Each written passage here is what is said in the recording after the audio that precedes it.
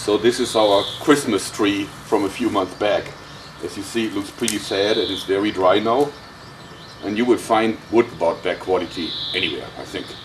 So can we take this Christmas tree and convert it into a deadly slingshot crossbow? Let's find out. So as you can see, we cut off all the trees and just left the lowest halfway solid twig standing. And this is about rifle size. Now, by the way, it makes a good club too. Or maybe better this way. So, but anyway, next we're gonna make this right for the pouch. So as you can see, we shortened it and straightened it so that you can now put a steel or lead ball behind it without falling down, like this. And of course the pouch will later on pull against it.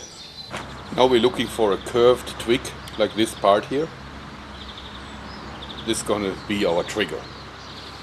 And now we cut it off and remove all the twigs, specifically those with these nasty thorns.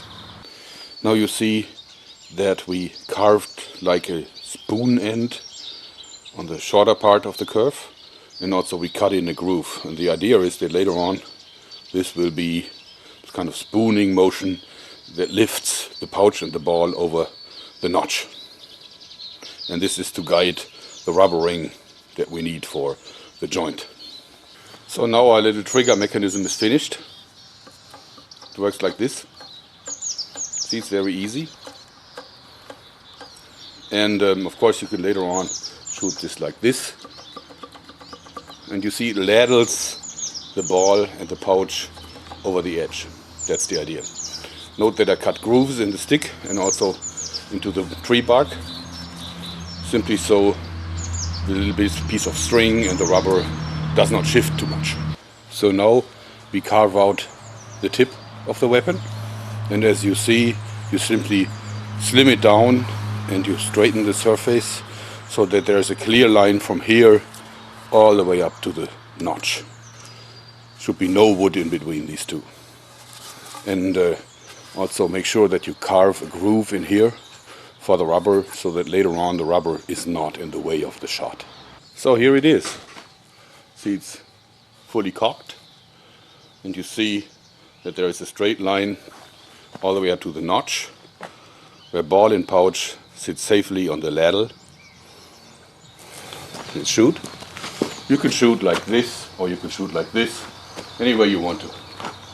It's pretty secure.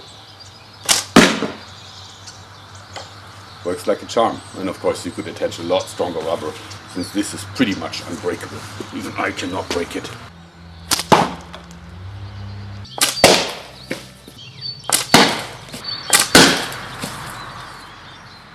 So as you see, it's not hard to hit something with it. This is about 10 meters distance. It's pretty good. I'm actually totally impressed how this works. Now why does this not hit the tip of the wood? I don't know, I have no idea. I think it's the upwards motion from this that lifts the ball a little bit, but this seems to be absolutely reproducible. This is one of the most accurate weapons I've ever designed, and it's actually surprisingly comfortable to shoot. Very easy trigger mechanism. You guys, I'm really excited about this. This is probably the nicest use of an old Christmas tree I've ever seen. Loading the weapon is very easy and also safe because you cock it without the ball in the pouch, so that there's really no danger. You just pull it out and lift it over the notch, and you put it down on the floor with the muzzle first.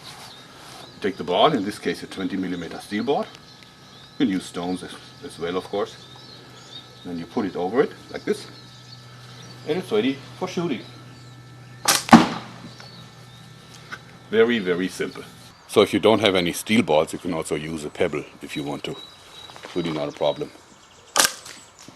By the way, this was inspired by Bill Hayes, who found out that you can shoot over the edge of the muzzle this way really easily.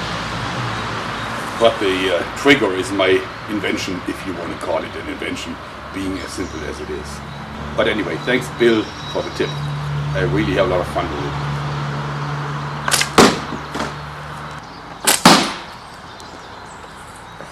frighteningly accurate. And with a little training, you can really easily hit a squirrel or a rabbit from 10 or 15 yards. Very easy. Even with stronger rubber, even longer distances aren't a problem. And you would probably agree that the parts can be found anywhere. I mean, in your bag, all you have to carry is a little bit of rubber and a little bit of string, a pocket knife. No power tools have been used for this weapon. No drill, no bandsaw, nothing. Just a Christmas tree, a knife, some rubber and some string. Well, hope you like it. That was it. Thanks and bye-bye.